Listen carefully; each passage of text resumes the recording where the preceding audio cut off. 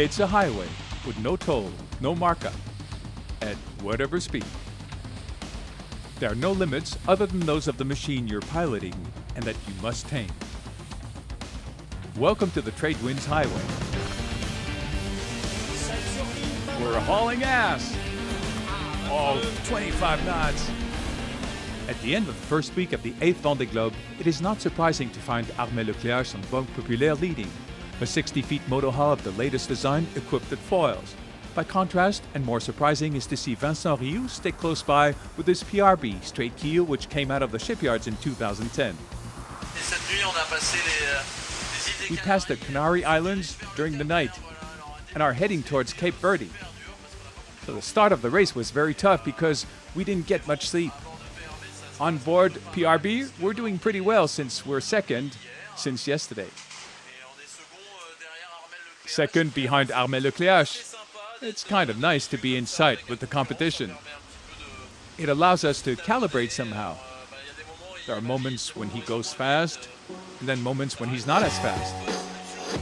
It's a way to keep up the pace. Vincent Rioux makes no secret. It's with an abundance of energy he keeps up the pace, to the extent that in the night of November 10th, he'll even overtake Armel Leclerc for several hours. 3,000 kilometers away, Didac Costa brings up the rear and crosses Spain's western point.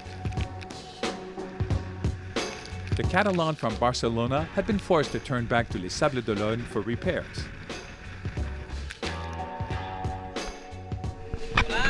Hi.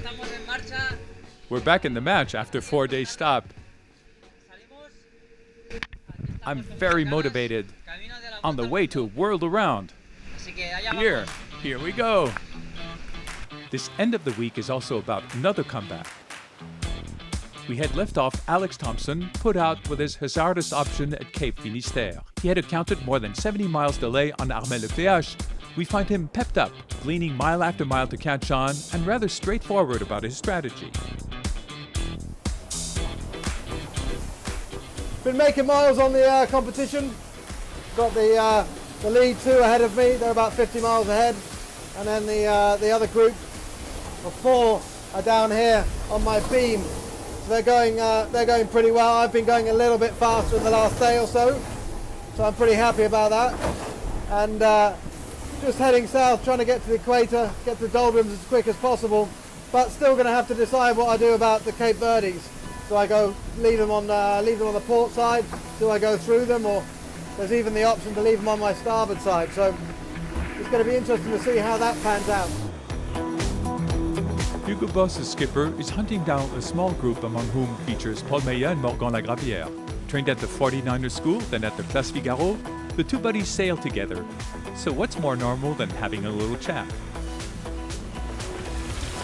Starboard port side in the middle of the Atlantic with my friend Polo. Woo!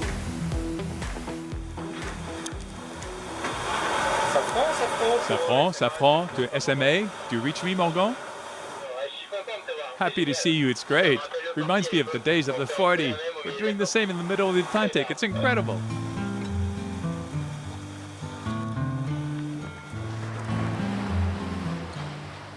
All seems good in the best of worlds. The 29 competitors are still in the race when the first great damage occurs.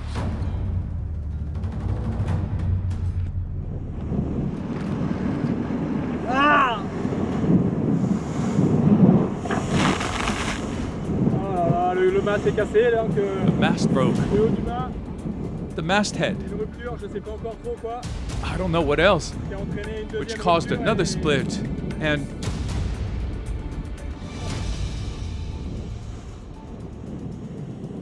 Tanguy can't stand the idea of giving up, so he maintains a mad hope. Bon bah vous voyez, Well, you see, tête de mât, the masthead broke right here. je suis pas très loin I'm du not Cap far Vert, from Cape je Verde, vais essayer so I'll try and stop d'arriver there, see if there are any et de voir solutions s'il y a des because solutions, parce que, it's too darn stupid. c'est trop Gosh darn it. Other troubles from Jean-Pierre Dix and Kojiro Shiraishi's were brought to our knowledge. Nothing too nasty. A torn head sail for the Japanese competitor, And there, you tell yourself that extreme Oriental wisdom can help you put up with any twist of fate. It's too bad. I lost a sail. I was going to use a lot in the South Seas. We're going to overcome this drama with love, courage, and perseverance. And even under these conditions, I must keep smiling to accomplish my world around. First damages for the boats, and first injuries for the sailors, too. Bon, ça envoie pas mal, hein? Wow, it's pretty rough. Ça envoie tellement. And so, I got tricked as I was waking up. Je me suis fait avoir au réveil, là, The boat stopped on a wave right when I was getting up. So, I fell forward and hit the chart table. J'ai pris le coin de la table à cartes. Du coup, je me suis ouvert un peu la pommette. So I bruised my cheekbone here. Mais bon, ça va. Ouais, j'ai pris quand même un bon. Well, it's okay. It was a strong blow, but it's all right. Ça va. On the seventh day of the race, the least that can be said is that the regatta is raging. Armel Leclerc, who set some distance between he and his pursuers, is still ahead. But Alex Thompson went into overdrive with a figure that could be considered disconcerting for any average yachtsman. 479 miles, nearly 900 kilometers in 24 hours.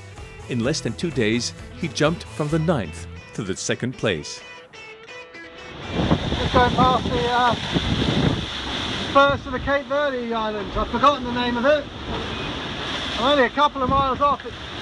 Haven't really lost the wind so far. All is good. Pleased to be in second. Not sure I'm going to be in second for long. We'll see after I clear these islands. I'll have to a couple of jibes are done. That's it for now. A little earlier, Alex Thompson was telling us about the different options he was considering. He finally chose the best way between two islands of Cape Verde's archipelago, and his boldness paid off. He wasn't slowed down by volcanic rocks, and in the end, he takes the lead of the race to everyone's great dismay. So that was a good crossing through the Cape Verde Islands. Worked out very well for me. I was surprised that nobody else did the same thing. Interesting point, which deserves a question. Must we assume the others didn't want to take any chances? Did they fear the archipelago's becalm? We'll never know. What we learned is that Armel Leclerc had a slight power loss. Yeah, since Cape Verde, I'm not too right. Not in the right flow, let's say. Until Cape Verde, always perfect. And then I hit a slump. It's part of the game, you know. There'll be others. And others will have some too. So I know a lot can happen on the way to Les Sables d'Olonne. A way that crosses first the equator, before which stands a great crossing named the Doldrums. This zone between the African and the American continent, where northern and southern hemisphere trade winds crash into each other, forming a climatic hodgepodge, going from the most violent rains to the calmest, flattest winds. It's a battlefield. We're well into the doldrums with bloody clouds. Look at these bloody dark clouds. Gotta watch out.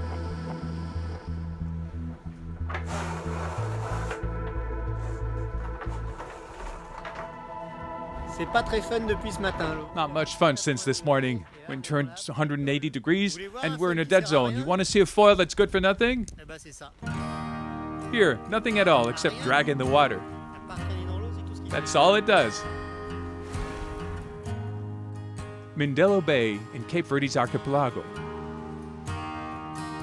Tanguy de la Motte is at anchor, escalating session to evaluate the extent of the damages.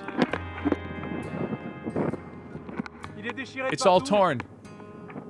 It's no use trying. That's it. When reason wins over desire, even if he hasn't officially given up, the race seems to have come to an end for Tanguy, who decided to turn back to Les Sables d'Olonne.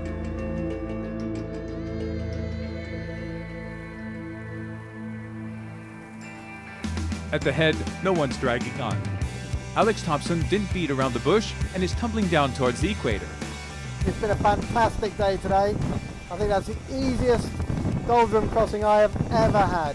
As I get further south, I'll have more wind, and the wind will be further left, which means it's more reachy. I can ease the sails and go faster. So, now about 60 miles behind the leader, the first pursuers, slightly groggy, are named Armel Leclerc and Vincent Rioux. and they're navigating at sight. So this morning, we came out of the doldrums, and oh surprise, Banque Populaire. A pleasant image, which shows the level of the competition.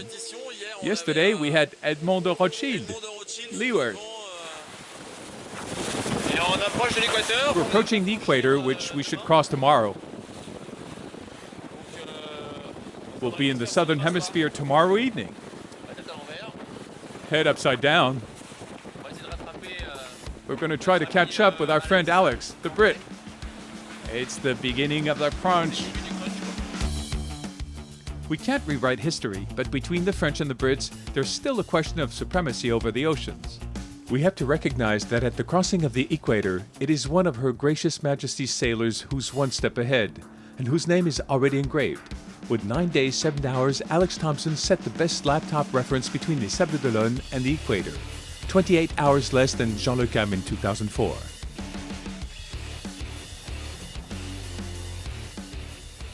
Three hours and some gusts later, it is Armand Leclerc and Vincent Rioux' turn to enter the South Atlantic. We're about to cross the equator. Hop, we're now in the southern hemisphere on the way to see the Austral summer. And that's one of the great things about a world around. For the group ahead, the follow-up should come soon, very soon. A low pressure forming south of the Brazilian coastlines could reduce the effects of St. Helene's High and allow the leaders to cross Cape of Good Hope in record time. Far, very far from here in the northern hemisphere, at a much slower pace, we enjoy the thought that the race can be experienced differently. I often hear, isn't it frustrating to be at the tail end of the fleet? No, it isn't frustrating.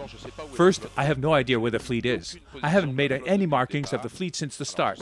I know it's ahead, there's no doubt. But where exactly? I don't know.